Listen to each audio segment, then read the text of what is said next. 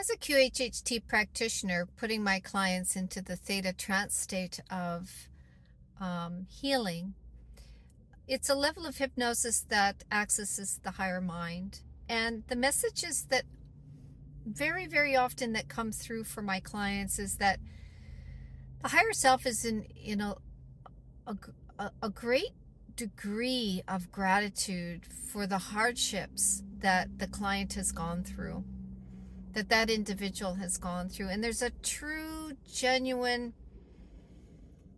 sense of love, unconditional love and gratitude for all the experiences that, the ego takes a lot of offense to because of the emotions that arise from these things.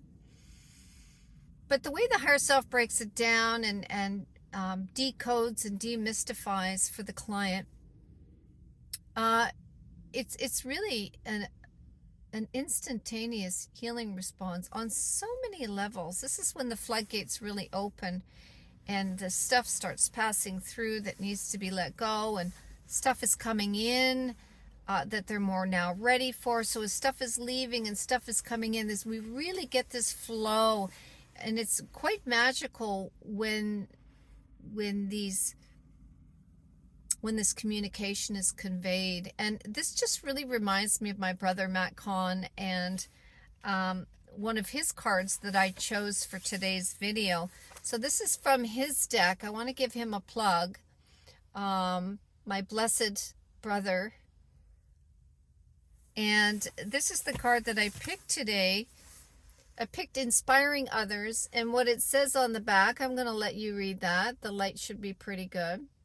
And I'll just read from the book for that card, because it really ties in closely to what I'm telling you about what my clients experience in the QHHT session. Imagine the perfection of not having to do anything by yourself and infusing others with a greater sense of purpose just by asking for their help. It's not a matter of feeling weak or being incapable. Instead, it's about realizing the gift of inspiration you possess simply by inviting others to be a part of your day. And that has the capacity to heal martyrdom, resolving any kind of communication needs, increasing intimacy in the relationships. And the reason why I'm choosing this to make one last final example is it's unbelievable, or it's inspiring to me as the practitioner,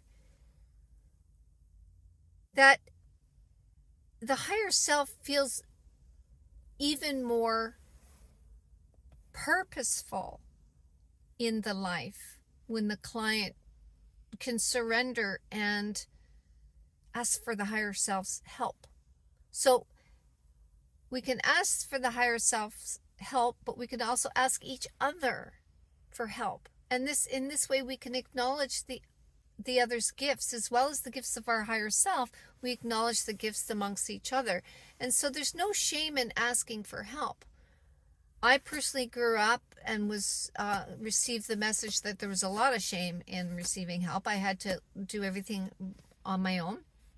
But even those teachings have made me strong, and it got me things. It taught me how to survive. But the thriving aspect of survival, the other side of survival is the thriving. It's really about asking each other for help, because it's a gift to them of who we're asking help from, of acknowledging their gifts. And the higher self feels the same way, to have it acknowledged for the gifts that it has to offer us gives it purpose, which is the whole point of the commune in the first place with the higher self. So we're actually gifting the higher self when we're asking for help.